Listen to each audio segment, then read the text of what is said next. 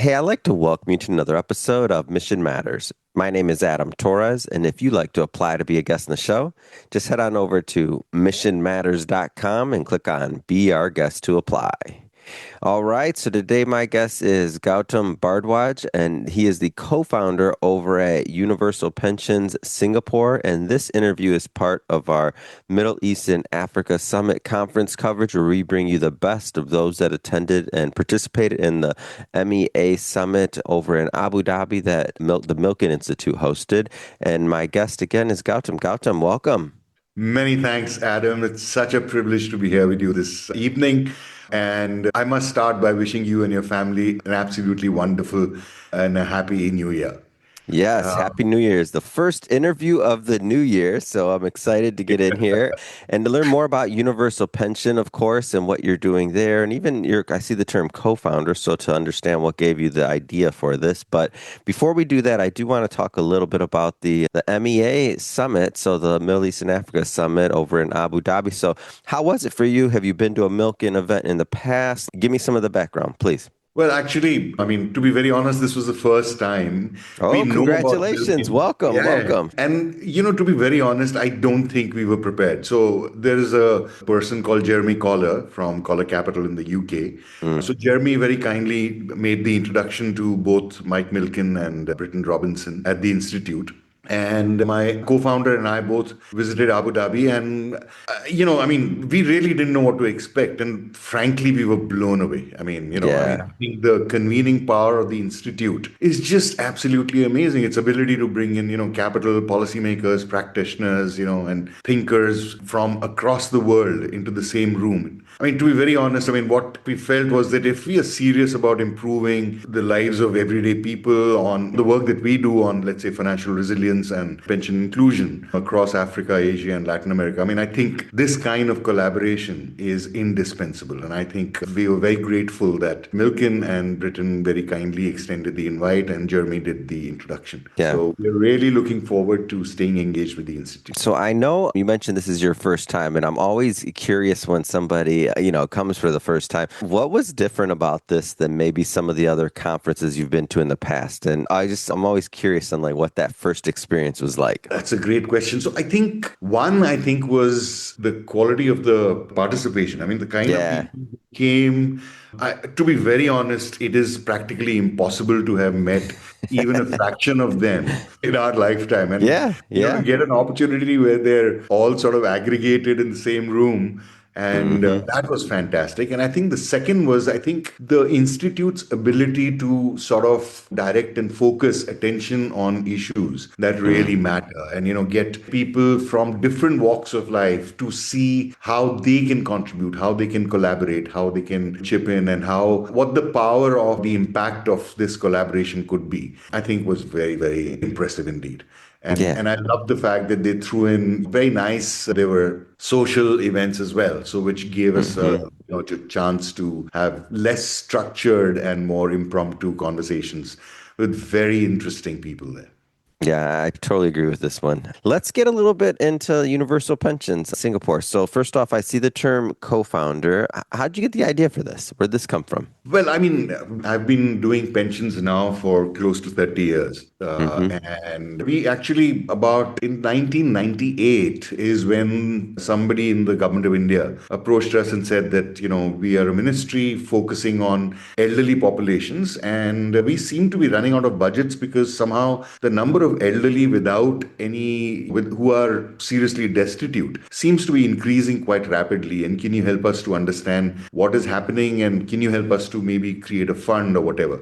Mm. And so we worked with people like the World Bank and the Asian Development Bank and a few other institutions, and we undertook a 2-year research in this area. And the answer was actually very simple. I mean, the answer was that 90% of India was informal and therefore was not covered by a formal pension system.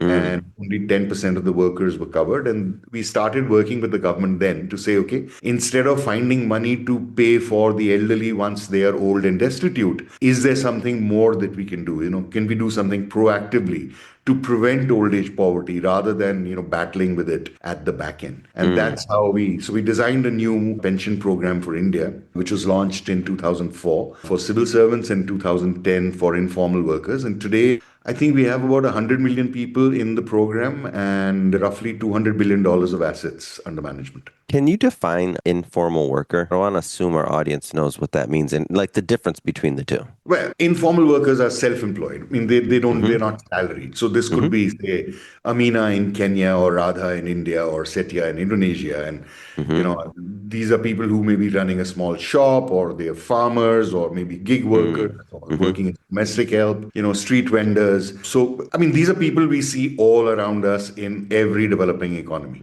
Mm-hmm. We are increasingly seeing self-employed people even in OECD countries, and people who are now using their phones and their laptops for employment, a gig in some way. So these are not, I would say, non-salaried workers. They don't have an employment Yeah. contract. And typically, I mean, traditionally, pensions have always been part of an employment contract where the employer Mm-hmm. says, okay, you work with us for an X number of years, and when you retire, we'll give you some part of your income will continue to accrue to you for the rest of your life. Now, Yeah. unfortunately, if I'm a gig worker, that doesn't happen. If I'm a farmer, I don't have an employer. If I'm running a small tea stall somewhere in some remote part of India, Mm-hmm. I don't get a pension. So that is what I'm talking about. So those are Yeah. informal. Yeah. What normally happens to this segment of population when they age, like when they're not covered by the pension? What does their life kind of look like in older age then? Well, so in most cases, frankly, I mean, unless Yeah.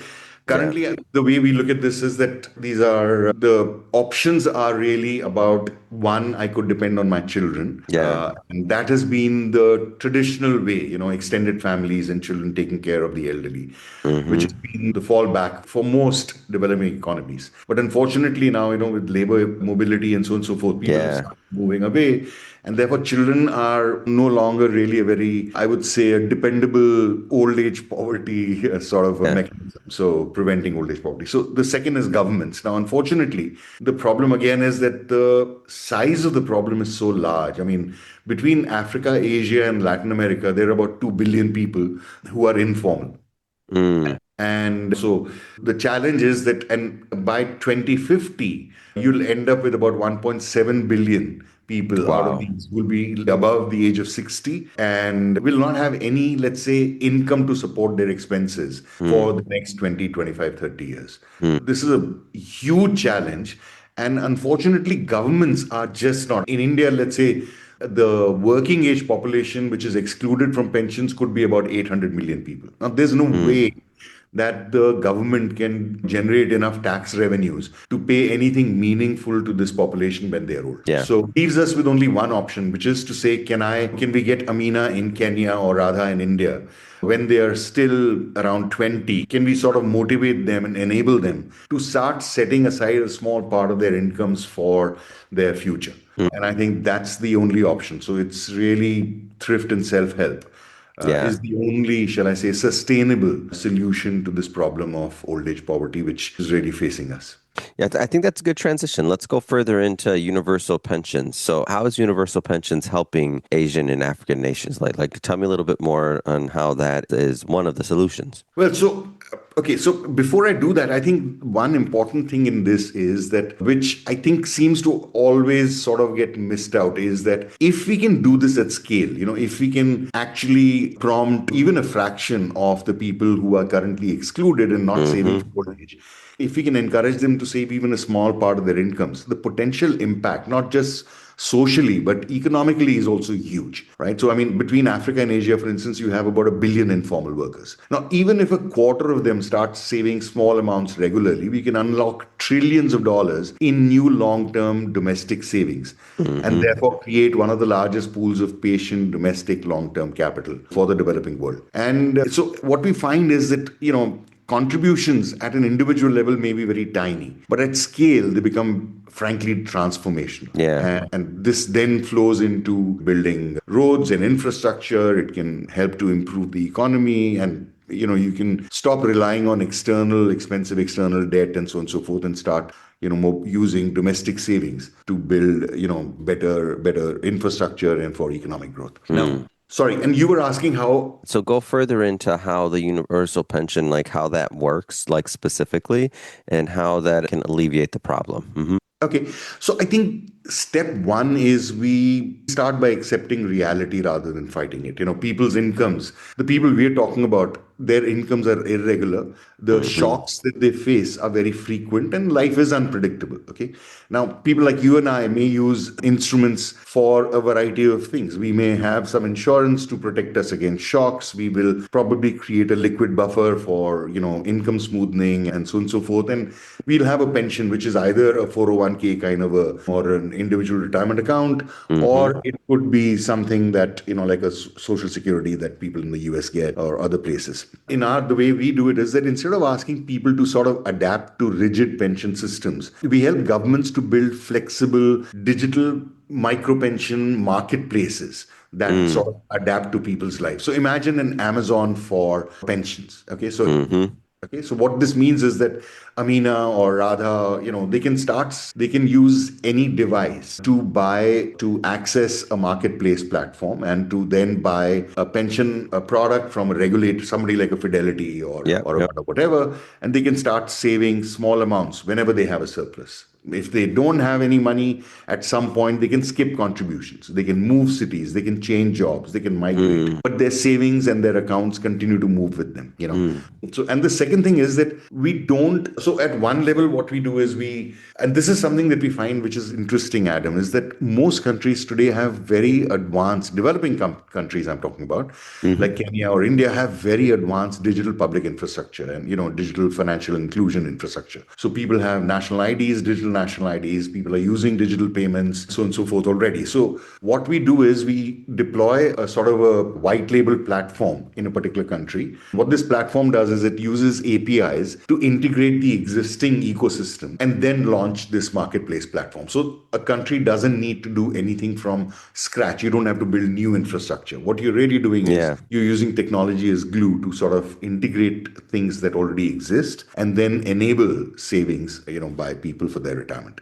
What's been the response to this so far? Like, what does the adoption look like? And I don't mean like adoption rate with a particular place, because I know there's different marketplaces that you're going for, but what's been the response? Well, interestingly, so for the first, let's say between 2016 and 2000 and almost till 18 or 19, we did a Hmm. lot of advocacy. I mean, the kind of stuff that we see the Institute, the Milken Institute team doing. Hmm. So we basically spent a lot of effort and time on advocating the urgency around pension inclusion and resilience. And today we are engaged with almost a dozen countries between Africa, Asia, and Latin America. We've already worked in East Africa. We are engaged with three countries: Rwanda, Kenya, and Uganda. Rwanda launched a national program that we designed with the government in 2019. Wow. At that time, they had about 300,000 people saving for retirement in a mandatory scheme. Today, they have 4.3 million people saving for retirement. And these 4.3, Amazing. yeah, and these are all voluntary people who are informal, who have been saving small amounts for their old age. We did the same thing in Kenya. We helped the government of India to launch something. We are now in the process of launching a national program for Uganda. So I'm Wow. finding is that, and I think in this, the key learning really has been that when you're advocating, ultimately, whatever we are doing, it's not charity. It's not something that, You're building pension something inclusion is sustainable, not it charity. sounds like to It me. is. It's sustainable is the thing. And then those dollars can go to many things, including what, depending on how the assets are being, like what you said earlier, like unlocking like trillions of dollars really in investable assets that people aren't necessarily being able to do in the first place. Absolutely. And I think getting different stakeholders to realize that, Hmm.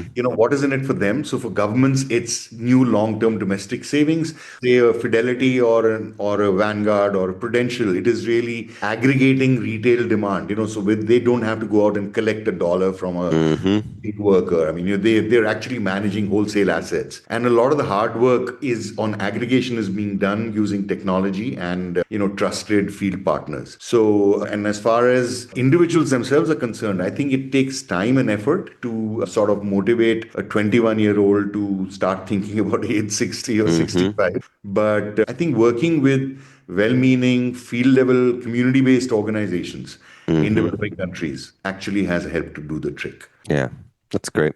Gautam, this has been a great conversation, and I'm really pleased to hear about the work that you and your team are doing worldwide. That being said, if somebody's listening or watching this, and if they want to learn more about universal pensions, how do they do that?